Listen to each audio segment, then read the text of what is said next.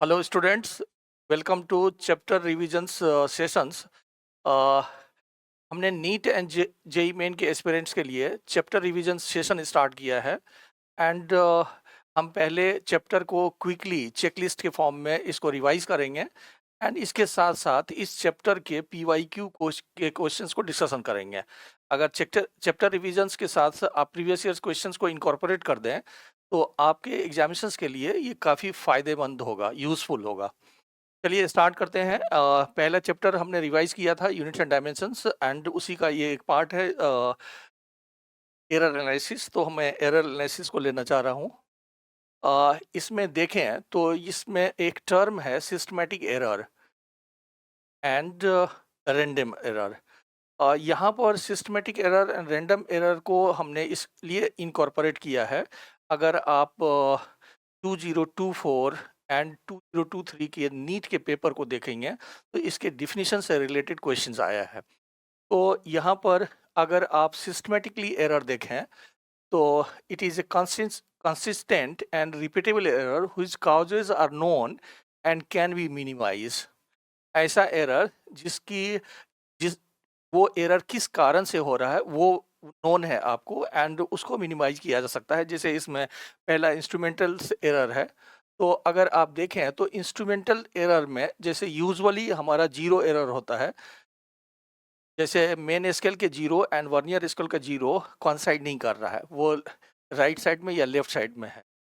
तो that instrumental error comes under systematic errors.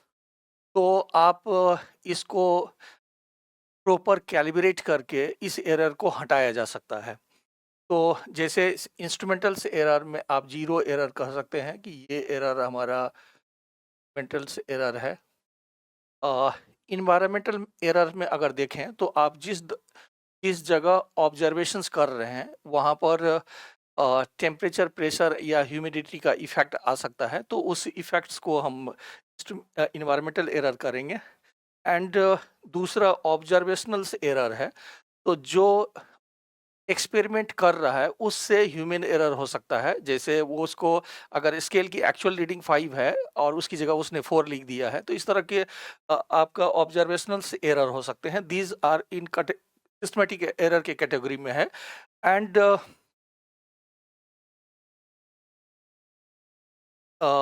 आप इसको मिनिमाइज कर सकते हैं। एक तो इंस्ट्रूमेंट्स की आप बार बार प्रॉपर कैलिब्रेशंस करिए and by cross validations of the results. जैसे मान लीजिए आप बार बार रीडिंग लेंगे तो उसकी रीडिंग का मीन ले करके उसकी एरर को हटाया जा सकता है। दूसरा अगर देखें तो that is the random errors. ये अनप्रेडिक्टेबल एरर होती है एंड ये इंस्ट्रूमेंट्स के सपोज करिए कि आपका टेम्परेचर है या वोल्टेज है या करंट है, तो उसकी अनप्रेडिक्टेबल फ्लक्चुएशंस के कारण ये रैंडम एरर्स आती है। एंड रैंडम एरर्स का पहले से कारण हमें नोन नहीं होता है। इसका मतलब रैंडम एरर्स को कंप्लीटली रिमूव करना असंभव है, क्योंकि आप जब ऑब्जर्वेशंस करते हैं तो ड्यूरिंग ऑब्जर्वेशंस आपको अनप्रेडिक्टेबल रिजल्ट्स मिलते हैं, दैट इज रैंडम एरर्स। लेकिन random errors can be minimised bye repeating the observations a large number of times. तो आप लार्ज नंबर ऑफ टाइम्स को ऑब्जर्वेशंस की रीडिंग लेकर के उसकी एवरेज लेकर के रैंडम एरर्स को कम कर सकते हैं। आगे बढ़ते हैं। एंड फिर इसमें एब्सोल्यूट एरर एक टर्म है। जैसे मान लीजिए कि आपका ये एक सिंपल पेंडुलम है, आप इसकी सपोज करिए कि एक्चुअल टाइम पीरियड 2.5 सेकेंड्स है एंड जो हमें नोन नहीं है। मतलब ये आपको अभी सपोज करिए कि ये नोन नहीं है, लेकिन इसकी एक्चुअल टाइम पीरियड 2.5 सेकेंड्स है। तो हम क्या करते हैं कि इसकी टाइम पीरियड्स की कई बार रीडिंग्स लेते हैं और उसकी एवरेज लेते हैं एंड उसी को ट्रू वैल्यू मान लेते हैं। लेकिन वो ट्रू वैल्यू करेक्ट वैल्यू से डिफरेंट हो सकता है। तो पहला ये कह रहा है कि एब्सोल्यूट एरर आपका जो ट्रू वैल्यू है, जैसे मान लीजिए कि आपकी ट्रू वैल्यू 2.5 सेकेंड्स है और हमने जो मेजर्ड किया है उस दोनों के डिफरेंसेस को हम जैसे हमने यहाँ पर लिखा है that is the true value and minus measured value. तो एब्सोल्यूट एरर का मतलब हो गया ट्रू वैल्यू, एंड हम जो मेजर कर रहे हैं उसकी जो डिफरेंसेस है वो आपका एब्सोल्यूट एरर है। एब्सोल्यूट एरर जीरो भी हो सकता है, अगर आपका ट्रू वैल्यू और मेजर्ड वैल्यू सेम है तो जीरो भी हो सकता है, और एब्सोल्यूट एरर निगेटिव भी हो सकता है, एब्सोल्यूट एरर पॉजिटिव भी हो सकता है। तो जैसे सपोज करिए यहाँ पर कि हमें इसकी time period 2.5 seconds actual known नहीं है। तो अभी सपोज करिए कि हम इसकी रीडिंग ले रहे हैं, जैसे मान लीजिए A1, A2, A3 and A4 and A5। ये सपोज करिए कि हम 5 टाइम्स इसकी रीडिंग ले रहे हैं, एंड हम यहाँ पर जो ऑलरेडी मेरे पास रीडिंग है मैं उसको इनकॉर्पोरेट कर देता हूँ। तो दैट इज़ लेट पहला जो है 2.63 सेकेंड्स है, ये 2.56 सेकेंड्स है, 2.42, ये 2.42 सेकेंड्स है, ये 2.71 सेकेंड्स है, एंड 2.80 सेकेंड्स है। अब हम क्या करेंगे कि हमने 5 टाइम्स रीडिंग लिया है, इसकी एवरेज ले लेंगे तो वो आपको लगभग ट्रू वैल्यू को इंडिकेट करेगा, जिसको हम मीन वैल्यू बोलते हैं। तो अगर हम ए एम लिखें तो that will be equal to A1 plus A2 plus A3 plus A4 and plus A5 and divided by 5। तो यहाँ पर हम A1 की जगह पर 2.63 रखेंगे, A2 की जगह 2.56 एंड सो ऑन रख करके इसको 5 टाइम्स लिए हैं तो 5 से डिवाइड कर दिए हैं, तो ये हमारा एवरेज वैल्यू निकल जाएगा जो 2.62 सेकेंड्स आ रहा है। तो ये हमारा ट्रू वैल्यू हो गया। अब true value and measured value का जो डिफरेंसेज है उसको हम एब्सोल्यूट एरर बोलते हैं। तो पहले रीडिंग का अगर एब्सोल्यूट एरर देखें तो पहले रीडिंग की एब्सोल्यूट एरर को हम A mean value and minus A1 लिखेंगे। तो यहाँ पर अगर 2.62 में से 2.63 को माइनस करेंगे तो ये हमारा -0.01 आ जाएगा। Measured value true value and measured value का जो डिफरेंसेज है उसको हम एब्सोल्यूट एरर बोल रहे हैं। तो ये पहला का एब्सोल्यूट एरर हो गया। उसी तरह से दूसरे वाली की एब्सोल्यूट एरर का निकालेंगे वैल्यू, तो हम ट्रू वैल्यू में से ये वाली रीडिंग को माइनस करेंगे तो ये आपका प्लस में 0.06 आ गया। उसी तरह से हम थर्ड वाले का देखेंगे तो थर्ड वाले का देखिए, this is the true value, ये मेजर्ड वैल्यू है। तो यहाँ पर कितना आ जाएगा, 0.20 आ जाएगा, प्लस में 0.20 आ जाएगा। एंड फिर से यहाँ पर देखें तो ये माइनस में आएगा डेल्टा A4, तो 2.62 एंड माइनस 2.79, तो ये -0.09 आ गया। उसी तरह से फिफ्थ वाले का लेंगे तो आप अगर फिफ्थ का एब्सोल्यूट एरर देखें तो that will be equal to measured value and minus, तो ये ये कुछ गड़बड़ तो नहीं कर रहे हैं, 2.62 टू 9, हाँ ठीक है। एंड यहाँ पर आ जाएगा कितना, 0.18, तो ये आपका माइनस में 0.18 आ गया। अब हम क्या करेंगे, मीन एब्सोल्यूट एरर निकालेंगे। तो मीन एब्सोल्यूट एरर अगर हमें निकालना है तो हम क्या करेंगे, इंडिविजुअल्स जो एब्सोल्यूट एरर निकालने हैं उसकी पॉजिटिव वैल्यू को ऐड करेंगे।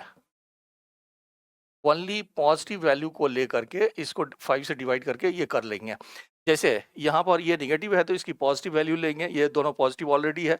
ये नेगेटिव है तो उसकी पॉजिटिव वैल्यू लेंगे, ये नेगेटिव है तो उसकी पॉजिटिव वैल्यू लेंगे। तो जब आप मीन एब्सोल्यूट एरर निकाल रहे हैं तो only positive value of absolute error are taken.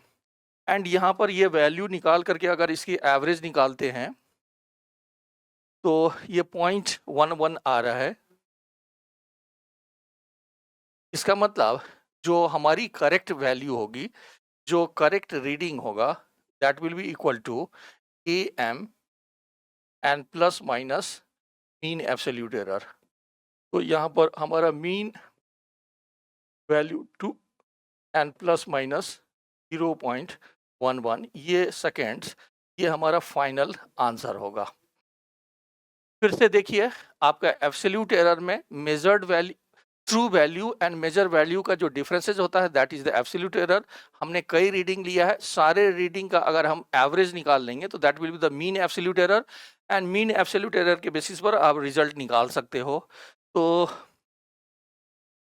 ये मेरे ख्याल से सही है, टर्म बढ़िया है। दूसरा देखते हैं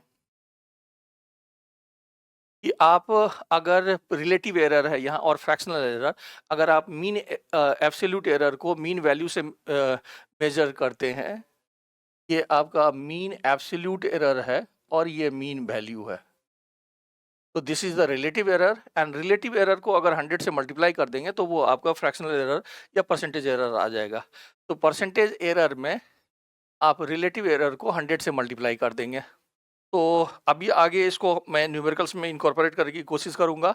अब यहाँ पर दूसरा जो टर्म है कि देखिए कि error in the sum of the quantities, जैसे यहाँ पर x is to a plus b लिखा हुआ है and delta a is the absolute error of a and delta b is the absolute error of b and delta x is the absolute error of x। तो आप ऐसा लिख सकते हैं। And यहाँ पर अगर देखें तो सब्सट्रैक्शंस के लिए भी सेम फार्मूला है। एरर में जो फार्मूला आपको एडिशन में मिल रहा है वही फार्मूला सब्सट्रैक्शंस का मिल रहा है।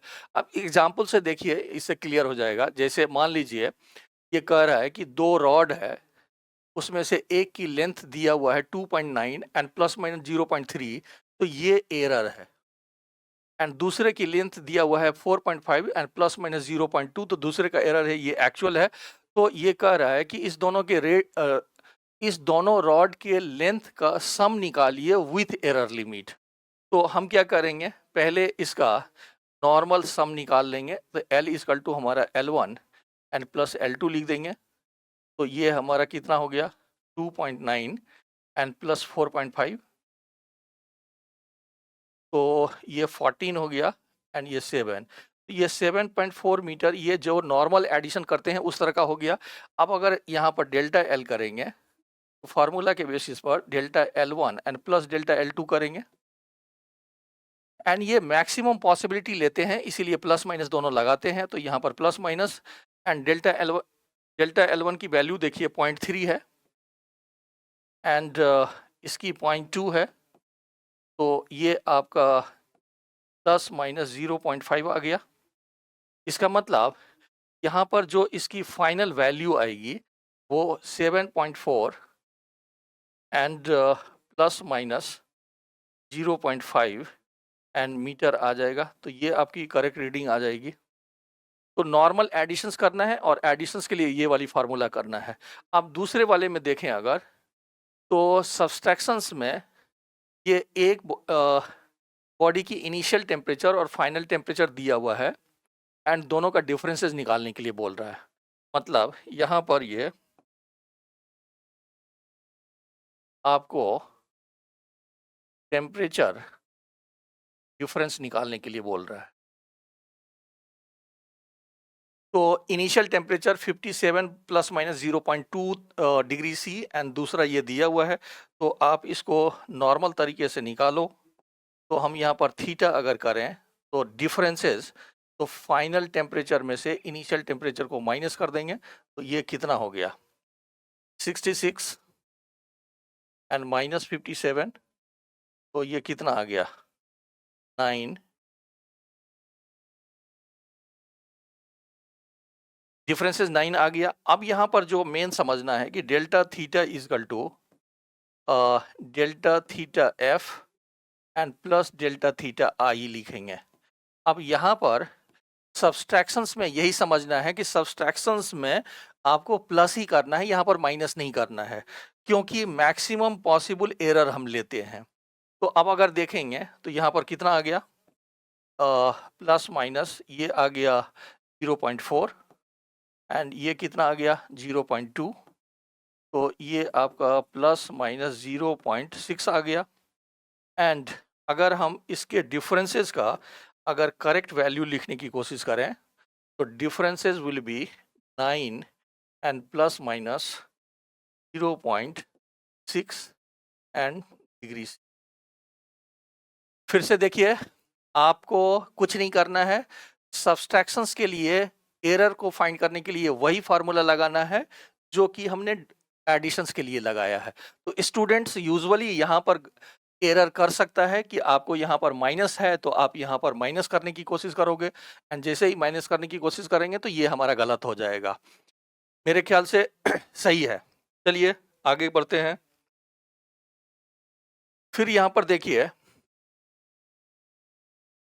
कि आपको सब्सट्रैक्शंस के लिए है कि आप x equal to a into b है, तो आप मल्टीप्लिकेशंस के लिए ए इंटू बी है तो मल्टीप्लिकेशंस के लिए आप ऐसा फार्मूला लगाते हो, एंड सेम फार्मूला हम डिविजन्स के लिए लगा रहे हैं। एरर को फाइंड करने के लिए सेम फार्मूला हम डिवीजन के लिए, हम दोनों का एग्जांपल भी देते हैं। तो रिकॉल करना, फार्मूले को रिकॉल करना आसान है। हम एडिशन एंड सब्सट्रैक्शंस के लिए सेम फार्मूला यूज करते हैं एंड मल्टीप्लिकेशन एंड डिवीजन के लिए सेम फार्मूला यूज करते हैं। तो मैं इसको एक एग्जांपल लेकर के इलस्ट्रेट कर रहा हूं। जैसे मैं अपनी तरफ से एक एग्जांपल ले लेता हूं। जैसे मान लीजिए कि ये एक रेक्टेंगल है, इसकी लेंथ एंड ब्रेड्थ दिया हुआ है। तो मान लीजिए कि लेंथ दिया हुआ है और ब्रेड्थ की वैल्यू दिया हुआ है। लेंथ की वैल्यू है 5.7 and plus minus 0.1 centimetre, and breadth की वैल्यू है 3.4 एंड प्लस माइनस 0.2 सेंटीमीटर। अब हमें इसकी एरिया को फाइंड करने के लिए बोल रहा है, एरिया को फाइंड करने के लिए बोल रहा है। तो पहले क्या करेंगे, रेक्टेंगल्स की एरिया को लेंथ इंटू ब्रेड्थ से फाइंड करते हैं। तो आप इसका पहले नॉर्मल एरिया फाइंड कर लो। जैसे L इंटू बी करेंगे, so that is 5.7 and multiplied bye 3.4, तो इसकी वैल्यू 19.38 सेंटीमीटर स्क्वायर आ रहा है। अब अगर यहाँ पर देखने की कोशिश करिए कि जैसे हमने सिग्निफिकेंट फिगर मैंने इससे पिछले वाली क्लासेस में जब डिस्कस किया था, तो वहाँ पर हमने बोला था कि सब्सट्रैक्शन, एडिशन या मल्टीप्लिकेशन या डिविजन्स में इस सिग्निफिकेंट फिगर में हम आंसर देते हैं।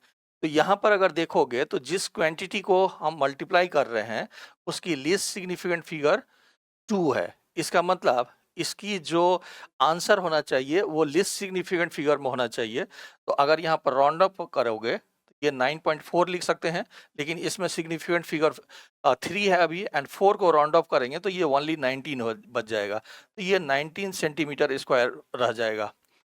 फिर से देखिए, हमने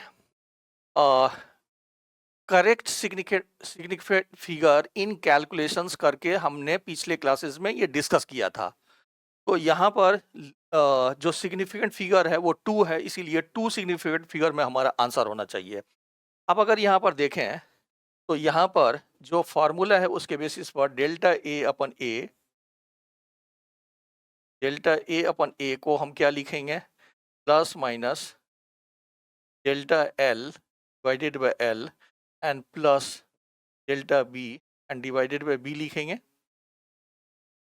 तो यहाँ पर आपका ये डेल्टा एल है and this is delta b, तो इसमें वैल्यू फिट करेंगे तो आपका जो डेल्टा ए है that will be equal to plus minus, यहाँ पर वैल्यू फिट करिए तो डेल्टा एल की जगह पर हम 0.1 फिट करेंगे and divided by 5.7 and plus 0.2 fit करेंगे and divided by 3.4 and multiplied by 19.38 लिखेंगे, क्योंकि अभी आपको एक्चुअल वैल्यू लिखना है, राउंड अप लास्ट में करेंगे। तो यहाँ पर अगर देखें तो इसकी वैल्यू मैं रेडीमेड ले लेता हूं। दिस इज कमिंग 1.48, तो राउंड अप करके इसको 1.5 लिखेंगे। तो अब अगर देखें तो हमारा जो फाइनल आंसर होगा, एरिया का जो फाइनल आंसर होगा, that will be equal to 19 and plus minus 1.5 centimetre square. तो मुझे लगता है कि ये आसान है। देखिए, एरर वाला जो चैप्टर है वो डिफिकल्ट नहीं है, आसान है। ये जस्ट एक इंफॉर्मेशंस का चैप्टर है, लेकिन इसकी इम्पोर्टेंस ये है कि आपको हर जेई मेन या नीट के हर एक एग्जामिनेशंस में एरर और डायमेंशन से एक क्वेश्चन रहता है। जैसे नीट में अगर देखेंगे तो कई साल 2 से ज़्यादा क्वेश्चन है। जैसे 2024 में आपका डायमेंशन एनालिसिस से नीट में 3 क्वेश्चंस हैं। तो इसीलिए मुझे लगता है कि एग्जामिनेशन पॉइंट ऑफ व्यू से आपका जो स्कोरिंग हिसाब से देखें तो इस चैप्टर की इंपॉर्टेंस है, क्योंकि हर साल क्वेश्चन आते हैं एंड इसमें कंसेप्चुअल कोई प्रॉब्लम नहीं है। फिर से देखें, अगर मैंने डिविजन्स का किया, अगर आप सॉरी मल्टीप्लिकेशंस का किया, अगर डिवीजन वाले में देखेंगे तो हमारा फार्मूला सेम है। तो मैं डिवीजन से रिलेटेड भी एक क्वेश्चन ले लेता हूं यहीं पर। जैसे मान लीजिए कि आपको वोल्टेज एंड करंट की वैल्यू दिया हुआ है and percentage error in are निकालने के लिए बोल रहा है ये। तो यहाँ पर अगर देखें तो बी की वैल्यू एंड करंट की वैल्यू ये दिया हुआ है। बी की वैल्यू अगर देखें तो 100 plus minus 100 and plus minus 5 volt है। एंड करंट की वैल्यू अगर देखें तो 10 प्लस माइनस 0.2 एम्पियर है। अब इसके बेसिस पर परसेंटेज एरर इन रेसिस्टेंस फाइंड करने के लिए बोल रहा है। तो अगर आप देखें तो हम रेसिस्टेंस का फॉर्मूला यूज करते हैं अपॉन आई। तो V अपॉन आई से पहले नॉर्मल रेसिस्टेंस फाइंड कर लेंगे। तो नॉर्मल रेसिस्टेंस का वैल्यू कितना हो जाएगा, ये हमारा 100 एंड डिवाइडेड बाय 10, तो ये 10 ओम हो जाएगा। अब यहाँ से अगर आप डेल्टा आर बाय आर देखें तो that will be equal to plus minus delta V whole divided by V and delta I and divided by I, ऐसा लिखेंगे। एंड अभी हमने ये रिलेटिव एरर है, रिलेटिव या फ्रैक्शनल एरर है। इसको परसेंटेज एरर में कन्वर्ट करने के लिए 100 से मल्टीप्लाई करना है। तो यहाँ पर अगर देखें तो मैं दोनों side delta r upon r and into 100 कर देते हैं। तो यहाँ पर प्लस माइनस ये तो 5 अपॉन 100, डेल्टा वी का वैल्यू आपका 5 है एंड 100, तो ये 5 अपॉन 100 आ जाएगा एंड प्लस ये आ जाएगा। तो 100 से मल्टीप्लाई करेंगे तो ये टर्म प्लस माइनस ये 5 बच जाएगा एंड यहाँ पर 10 एंड 2, तो ये 2 बच जाएगा। तो दैट इज 7%। इसका मतलब रेसिस्टेंस की जो परसेंटेज एरर होगी वो 7 होगी। टर्म्स क्लियर है। यहाँ पर मैंने थोड़ा एरर किया था, यहाँ पर डेल्टा वी के वैल्यू वी है एंड वी का वैल्यू है, तो यहाँ पर 5 ओवर 100 होना चाहिए। तो इसमें अब अगर जो मेन पॉइंट्स हैं कि आप डिविजन्स में वही फार्मूला लगा रहे हो जो मल्टीप्लिकेशन में फार्मूला लगा रहे हैं, फ्रैक्शनल एरर फाइंड करते हैं, ये आपका फ्रैक्शनल एरर है एंड परसेंटेज एरर के लिए इसको 100 से मल्टीप्लाई कर लेते हैं। नेक्स्ट देखते हैं, यहाँ पर देखिए कि अगर सपोज करिए कि ये पावर में है एंड मैं यहीं पर इसको थोड़ा सा अलग से दिखा देता हूँ कि अगर ये x equal to a to the power n and whole divided by b to the power m है, तो दोनों के लिए हम सेम फार्मूला लगाते हैं, डिविजन्स के लिए एंड मल्टीप्लिकेशंस के लिए। तो इसमें कुछ नहीं करना है, जैसा पहले किए हैं वैसा ही किए हैं, लेकिन यहाँ पर पावर से आपने मल्टीप्लाई कर लिया है, पावर से मल्टीप्लाई कर लिया है, बाकी पहले की तरह है। तो यहाँ पर इस पर भी बेस्ड हमने एक क्वेश्चंस लिया है इसको इलेबोरेट करने के लिए। जैसे ये कहता है कि x equal to A square B cube divided by C under root D है, and A B C D की परसेंटेज एरर क्वेश्चंस में दिया हुआ है, तो x की परसेंटेज एरर फाइंड करने के लिए बोल रहा है इसमें। तो यहाँ पर अगर देखें तो यहाँ से आप delta x upon x equal to plus minus 2 delta a upon a, क्योंकि इसकी पावर 2 है, and plus 3 delta b upon b, and plus delta c upon c, c पर पावर 1 है, एंड प्लस इस पर पावर हाफ है, तो यहाँ पर half delta d upon d लिख सकते हैं। एंड हमने यहाँ पर मेंशन कर दिया है कि अगर ये डिविजन्स के फॉर्म में है या मल्टीप्लिकेशंस के फॉर्म में है, दोनों के लिए आपका सेम फार्मूला है यहाँ पर, तो ये पहले से क्लियर है। एंड परसेंटेज एरर निकालने के लिए हम दोनों तरफ 100 से मल्टीप्लाई कर देते हैं।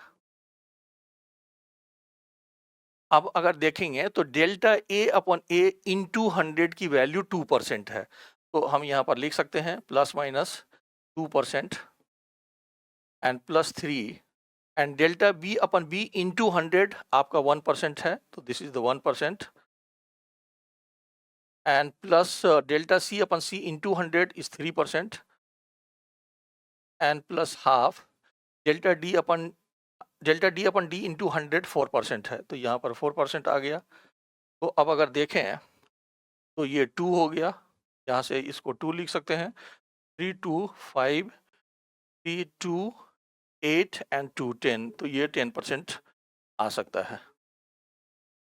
यहाँ पर 3 2 5 3 8 2, हाँ ठीक है। तो मेरे ख्याल से ये अब बढ़िया है, इसमें ऐसा कोई कंसेप्चुअल एरर नहीं है, आपको सिर्फ ख्याल रखना है कि पावर से मल्टीप्लाई करना है एंड फार्मूला सेम है, तो उसके बेसिस पर निकाला जा सकता है। आगे बढ़िए। नेक्स्ट देखिए कि अगर फार्मूला की equivalent resistance with error limit find करना है, ये दोनों पैरेलल में है, तो अगर आप पैरेलल में देखोगे तो पैरेलल में आप फार्मूला यूज करते हैं 1 upon r equal to 1 upon R1 and plus 1 upon R2, ऐसा यूज करते हैं। अब अगर यहाँ पर डिफ्रेंशिएट कर दें तो माइनस, मैं डी की जगह डेल लिख रहा हूँ, upon r square equal to minus delta R1 and divided by R1 square and minus delta R2 divided by R2 square, ऐसा लिख सकते हैं। तो दोनों तरफ निगेटिव है तो ये पॉजिटिव में आ जाएगा, ये आप इसको यूजुअली पॉजिटिव में ले लेंगे, तो ये एक पॉजिटिव में हमारा फार्मूला बन गया। अब इसमें वैल्यू फिट करना है, तो अगर देखें तो पहले आप इसके बेसिस पर इसकी इक्विवेलेंट फाइंड कर लो। तो यहाँ पर R1 की वैल्यू 6 एंड R2 की वैल्यू 3 है, तो यहाँ से अगर R इक्विवेलेंट निकालोगे तो ये 2 ओम आ जाएगा। 6 इंटू 3 डिवाइडेड बाई 6 प्लस 3 से R की इक्विवेलेंट 2 ओम आ गई। अब यहाँ पर देखें तो यहाँ पर हम लिख सकते हैं कि delta R upon r square, अभी मैं आर स्क्वायर ही लिख रहा हूँ, and equal to plus delta R1 देखिए 0.9 है, and divided by R1 square, तो ये 36 हो जाएगा, एंड प्लस डेल्टा R2, तो डेल्टा R2 आपका 0.36 है, एंड डिवाइडेड बाय ये 9 हो जाएगा, ठीक है। एंड यहाँ पर आर स्क्वायर से मल्टीप्लाई कर लें तो delta R will be equal to 0.9 36 multiplied by 4, R हमारा 2 है तो इसका स्क्वायर 4 से मल्टीप्लाई करेंगे, and plus 0.36 and multiplied by 4 and divided by 9, ऐसा लिख सकते हो आप। तो अब अगर यहाँ पर देखें तो हम यहाँ पर 4 को 9 से डिवाइड कर लेते हैं, तो यहाँ पर आ जाएगा 0.1, एंड प्लस अगर करें तो यहाँ पर ये आपका 0.16 आ जाएगा, तो ये आपका 0.26 आ गया। एंड अब अगर यहाँ पर हमें करेक्ट वैल्यू बोला जाए, तो जो करेक्ट वैल्यू होगी that will be equal to 2 and plus minus 0.26, ऐसा ये हमारा करेक्ट रीडिंग आ जाएगा। ये फाइनल वैल्यू आ गया हमारा। ठीक है, आपको फोकल लेंथ में भी बोलता है अगर, तो इसी तरह से आप कर सकते हैं, delta f upon f square plus delta v upon v square and plus delta u upon u square, उसके बेसिस पर कर सकते हैं। अब यहाँ पर एक चीज़ हम करते हैं कि सपोज करिए कि यहाँ पर हमें फ्रैक्शनल एरर निकालना है, तो अगर हम इसी इक्वेशन को यूज़ करें, लेट थोड़ी देर के लिए फ्रैक्शनल एरर निकालना है, तो delta r upon r equal to 0.9 divided by 36 and plus 0.36 and divided by 9, and यहाँ पर हमने क्या किया है, इस आर स्क्वायर को सिंगल आर लिखा है एंड एक आर को हम यहाँ पर लिख देते हैं। तो आर की वैल्यू 2 होगी तो उसको मल्टीप्लाई करके सॉल्व कर लेंगे। अगर यहाँ पर परसेंटेज एरर पूछता, सपोज करिए कि परसेंटेज एरर पूछता, तो उस केसेस में हम delta r upon r into 100 करते, तो ऐसे केसेस में हम 0.36 multiplied by 2 and multiplied by 100 and plus 0.36 divided by 9 and multiplied by r and into 100 करके आप परसेंटेज एरर भी फाइंड कर सकते थे। देखिए फिर से देखिए, क्योंकि क्वेश्चंस को किसी भी फॉर्मेट में पूछा जा सकता है, तो हमारा क्वेश्चंस अभी है कि इक्विवेलेंट रेसिस्टेंस फाइंड करो विथ एरर लिमिट। तो हमने equivalent resistance with error limit find किया है, लेकिन सपोज करिए कि आपका क्वेश्चन ये होता है कि fractional error in resistance find करो, तो हम fractional error in resistance find करने के लिए एक आर को हमने यहाँ पर ले लिया है। अब अगर क्वेश्चन पूछता कि परसेंटेज एरर इन रेसिस्टेंस फाइंड करो, तो उस केसेस में 100 से दोनों तरफ मल्टीप्लाई कर दिए हैं, तो ये इसी तरह से का क्वेश्चंस पॉसिबल है। मेरे ख्याल से ये सही है। मैं कुछ और पर्टिकुलर सेलेक्टेड इलस्ट्रेशन लेना चाहता हूं एरर से, जिससे कि आपका जब पीवाईक्यू का क्वेश्चन डिस्कशन करेंगे तो उसमें काफ़ी हेल्प मिले आपको। तो मैं सेलेक्टेड यहाँ पर कुछ इलस्ट्रेशन लेंगे, जैसे जैसे मान लीजिए यहाँ पर टाइम पीरियड का फार्मूला दिया हुआ है, लेंथ दिया हुआ है with 1 millimeter accuracy, time period 2 seconds है and the time of 100 oscillation is measured with least count 0.1 second, यानी कि एक ऐसे स्टॉप वॉच को वो यूज कर रहा है जिसकी लिस्ट काउंट 0.1 सेकेंड्स है, तो हमें percentage error in g find करने के लिए बोल रहा है। चलिए स्टार्ट करते हैं। देखिए आपको परसेंटेज एरर इन फाइंड करने के लिए बोल रहा है, तो हम सबसे पहले क्या करेंगे, इस फार्मूले में जी की परसेंटेज एरर फाइंड करना है, तो जी को एक साइड ले आएंगे, तो इसको स्क्वायर कर लेते हैं, तो G will be equal to 4 pi square and L upon T square. अब हम जो पहले हम लोगों ने फार्मूला कलेक्ट किया है, उसी फार्मूला को यहाँ पर यूज कर लेंगे। तो यहाँ पर अगर फार्मूला को देखें, तो आपको percentage error in g find करने के लिए बोल रहा है, तो यहाँ से डेल्टा जी एंड अपन जी लिखें अगर, तो ये कांस्टेंट है, इसको हमने मेजर नहीं किया है, तो एरर लेंथ में आएगा और टाइम पीरियड में आएगा। तो यहाँ पर plus minus delta L upon L and plus 2 delta T upon T, ऐसा लिखेंगे। अब आपको लेंथ 100 सेंटीमीटर दिया हुआ है विथ 1 मिलीमीटर एक्यूरेसी, तो ये उसका लिस्ट काउंट हो गया, तो डेल्टा एल की वैल्यू तो डायरेक्ट मिल गया आपको। तो यहाँ पर अगर देखें तो प्लस माइनस इसको सेंटीमीटर में कन्वर्ट कर लेंगे, तो ये 0.1 डिवाइडेड बाई 100 आ जाएगा एंड प्लस 2।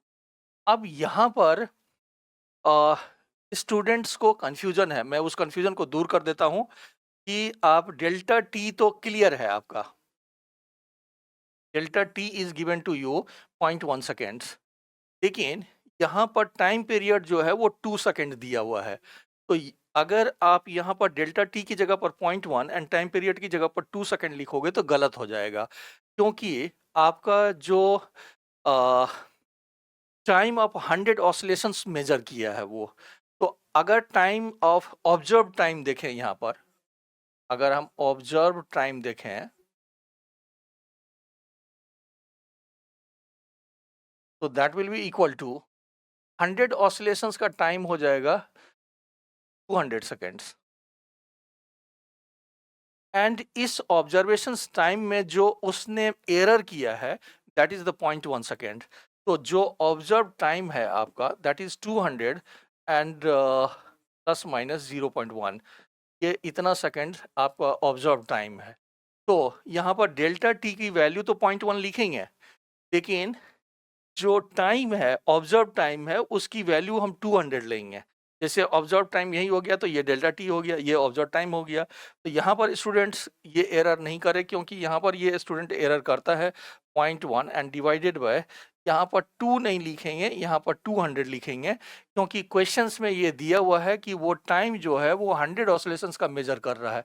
अगर क्वेश्चंस में होता कि time of 1 oscillation is measured, तब यहाँ पर 2 सेकेंड यूज करेंगे। तो मैंने ऑब्जर्व टाइम को अलग से दिखा दिया है, तो उसके बेसिस पर यहाँ पर स्टूडेंट एरर कर सकता है। ये हमने फ्रैक्शनल एरर निकाला है, इज योर फ्रैक्शनल एरर। अब अगर हमें परसेंटेज एरर बोला है तो दोनों तरफ 100 से मल्टीप्लाई करेंगे। यहाँ पर 100 से मल्टीप्लाई कर लिए, तो 100 से अगर मल्टीप्लाई करेंगे तो यहाँ पर पहला टर्म आपका 0.1 हो गया, एंड यहाँ से 2 से मल्टीप्लाई करेंगे तो यहाँ पर भी 100 आ जाएगा, और 100 से मल्टीप्लाई कर देंगे तो कैंसिल आउट हो जाएगा, तो दूसरा टर्म भी प्लस 0.1 ही आ गया, यानी कि दैट इज प्लस माइनस 0.2%। ये आपका परसेंटेज एरर हो गया। आपको फिर से देखिए, मैं इस क्वेश्चन को फिर से कर रहा हूँ क्योंकि इस टाइप के क्वेश्चंस कई बार पूछे हैं। अगर यहाँ पर सपोज करो कि 100 की जगह पर 50 ऑसिलेशन होता तो 50 इंटू 200 यहाँ पर लिखते, यानी कि यहाँ पर 20 ऑसिलेशन होता तो 20 इंटू 2 यानी कि यहाँ पर 80 लिखते। तो ये एरर नहीं होना चाहिए। मेरे ख्याल से डिस्कशंस सही है, एंड ये काफ़ी अच्छा है। आगे बढ़ते हैं। दूसरा देखिए कि आपको डिस्टेंस एंड टाइम दिया हुआ है एंड वेलोसिटी फाइंड कर रहा है विथ एरर लिमिट। आपको डिस्टेंस एंड टाइम दिया हुआ है, एंड इसके बेसिस पर वेलोसिटी की वैल्यू फाइंड करनी है विथ एरर लिमिट। तो यहाँ पर अगर देखें तो हम नॉर्मली वेलोसिटी को डिस्टेंस अपॉन टाइम लिखेंगे, एंड यहाँ पर डिस्टेंस आपको 13.8 एंड टाइम 4 दिया हुआ है। तो ये कितना आ गया? 3.4 एंड 2 मीटर पर सेकेंड। लेकिन आपको फिर से देखेंगे तो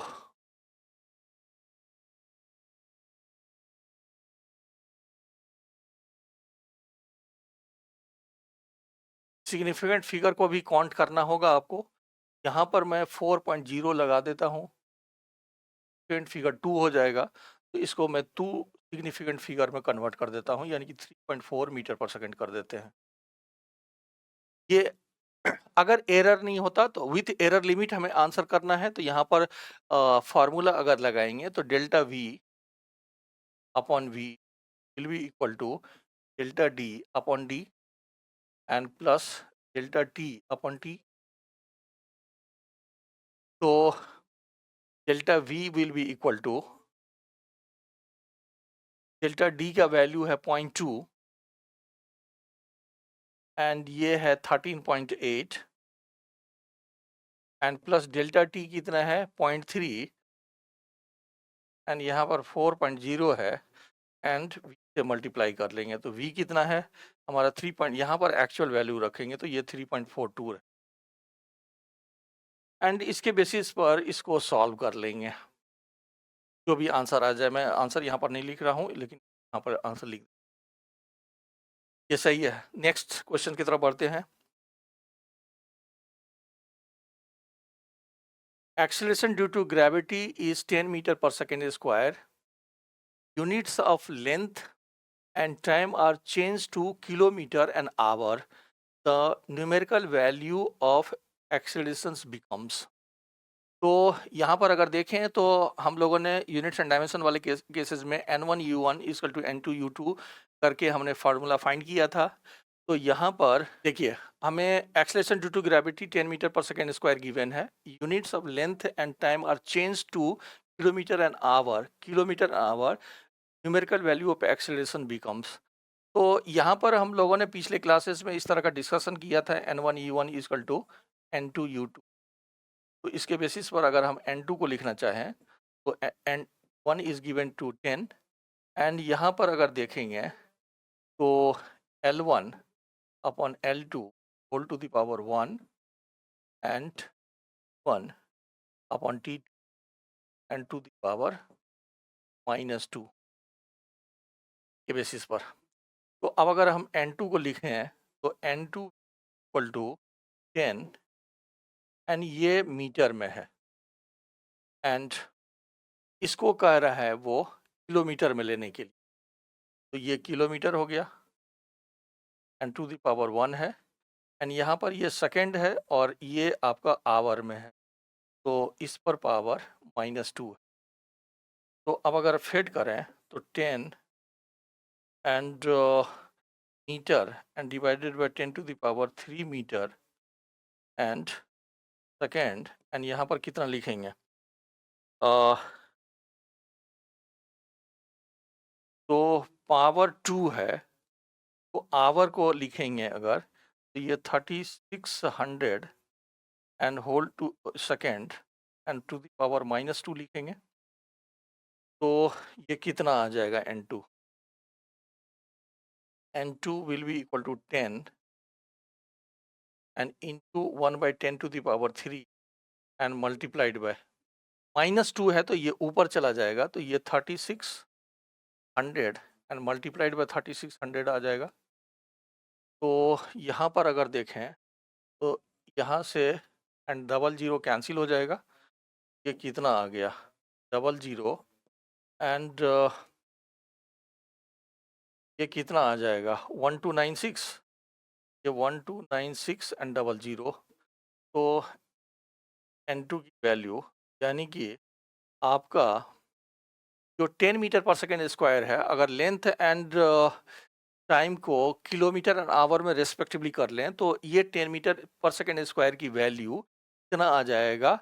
एंड इसको अगर लिखना चाहें तो आप kilometre hour to the power -2 लिख सकते हैं। इसमें हमने चेंज करेक्ट है, ये पीछे भी डिस्कस किया हुआ है। नेक्स्ट देखते हैं, एक वायर की mass and radius and length दिया हुआ है, परसेंटेज एरर इन डेंसिटी फाइंड करने के लिए बोल रहा है। तो अगर आप देखें तो डेंसिटी को आप मास पर यूनिट वॉल्यूम के टर्म में लिख सकते हो, एंड यहाँ पर वायर की वॉल्यूम को आप पाई आर स्क्वायर एल लिख सकते हैं। तो एम